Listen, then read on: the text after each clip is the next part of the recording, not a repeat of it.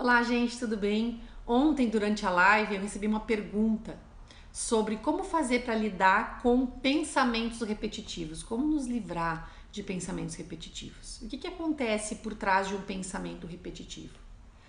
Significa que eu estou com uma fixação, tá? Sempre que eu quero mudar algo na minha vida, eu preciso, primeiro de tudo, mudar a forma como eu enxergo isso. Porque todas as experiências que eu vivo, a realidade que eu percebo, ela é colorida por essa lente que eu carrego, que cada um de nós carrega dentro de si. Como é que essa lente é composta? Ela é composta de crenças que geram pensamentos, que geram sentimentos. E o que são crenças? Esses dias eu fiz uma live só sobre crenças e eu percebi o quanto muitos de nós não sabem o que é uma crença e como ela funciona na nossa vida. As crenças, elas conduzem a nossa vida, conduzem as nossas escolhas, conduzem a nossa experiência. Porque dependendo qual for a minha crença, eu vou mudar a minha atitude. Vou trazer um exemplo bem banal de crença. Vamos supor que eu venha caminhando pela rua e eu tenho uma crença que gato preto dá azar. Tem um aqui, ó, dormindo do meu lado. Se eu tenho essa crença, que se eu acredito nisso, eu vou me deparar com o gato e o meu olhar para aquilo vai ser completamente diferente daquele se eu não tivesse essa crença. Vamos imaginar que essa crença seja algo muito forte, que a pessoa realmente acredite, né? Que o gato preto vai dar azar, que isso é um problema. A partir daquele momento, ela vai estar procurando por esse problema. Ela vai estar focada nisso, pela certeza que ela tem de que aquele evento vai trazer um problema. Então aí nós temos uma função de uma crença, tá? Como vamos transportar isso? Como é que nós vamos transportar isso para dentro de uma situação mais profunda? Vamos supor que dentro de um relacionamento, uma das pessoas tem a ideia de que a outra pessoa é a grande salvadora, é o grande motivo da existência da outra. O que acontece nisso? Você está colocando essa visão, essa lei para dentro dessa relação.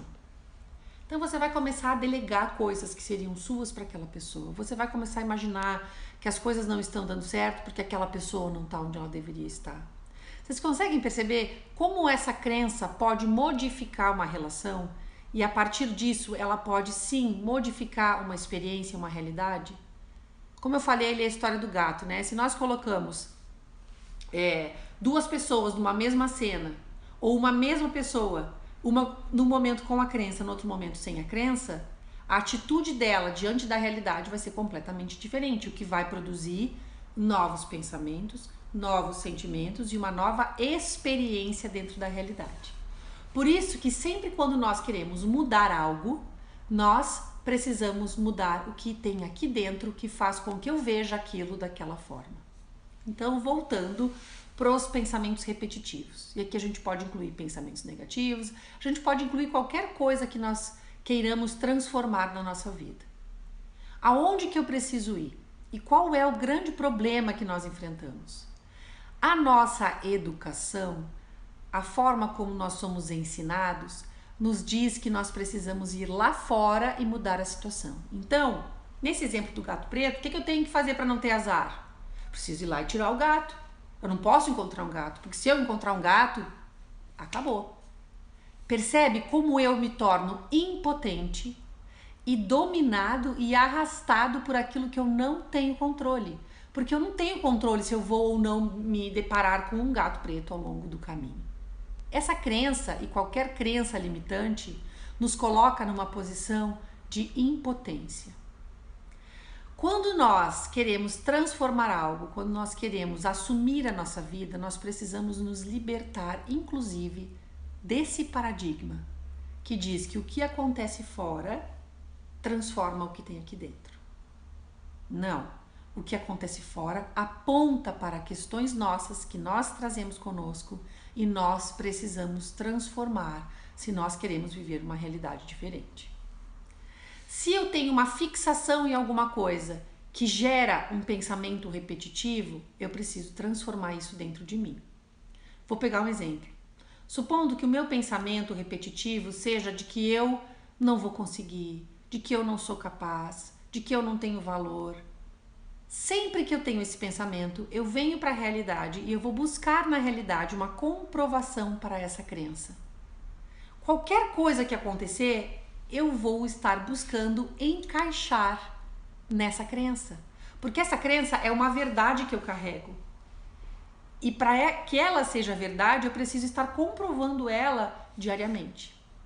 Agora, quando eu desperto, quando eu acordo, para que as coisas, né? Para essas coisas que elas funcionam de outra maneira, que existe outra maneira de funcionamento, que é esse funcionamento que eu falava antes, de que uma coisa externa vem, essa coisa impacta em mim, ela espelha o meu mundo interno e mostra questões que eu preciso olhar, rever, reciclar, ressignificar. Então, essa crença de que eu não tenho valor. Em algum momento eu ouvi frases na minha vida, ou até eu que acredito, né, nas múltiplas vidas, ou até de muito antes, até mesmo de inconsciente coletivo, enfim, de muitos lugares, não vem só de um lugar. Essa crença, ela foi se fortalecendo. É uma crença limitante que foi se fortalecendo. Ela vai me conduzir para experiências que comprovem isso. Quando eu me dou conta de que o caminho é inverso, qual é a solução para eliminar isso, para eliminar esses pensamentos repetitivos de não valia? Olhar para dentro de mim, encontrar essas crenças e mudar a forma como eu olho para o mundo, como eu olho para as situações. Eu vou ter que assumir papéis diferentes daqueles que eu venho assumindo.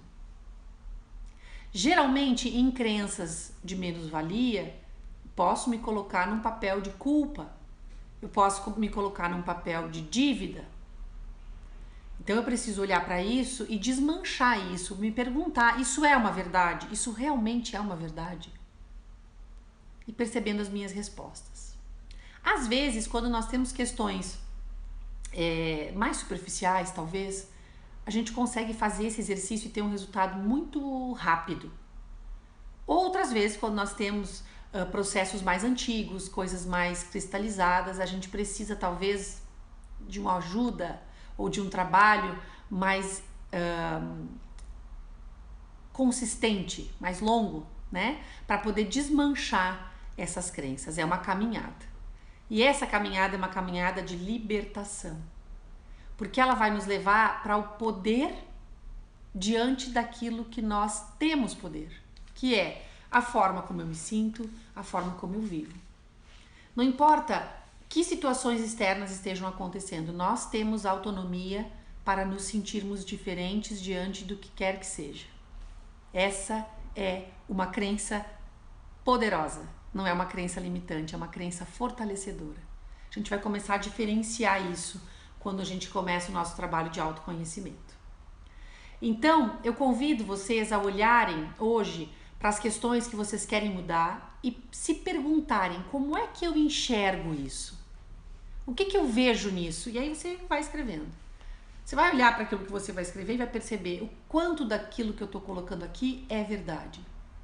E o quanto disso eu estou tirando de mim quando eu valido essas leis, essas crenças, essas frases. E comece a transformar isso. O primeiro passo para essa transformação realmente é dar-se conta de que você está fazendo isso. E depois você vai trabalhar para fazer diferente, olhar para os lugares que você não olhava. Quando você começa a limpar esse monte de crença, você começa a enxergar outros pontos para onde você pode olhar. Então fica essa dica aqui, se você quiser trazer outras perguntas, outras questões pessoais, para a gente poder refletir, expandir a sua consciência em relação a isso, serão muito bem-vindas, ok? Um beijo grande, uma maravilhosa semana e até mais. Namastê!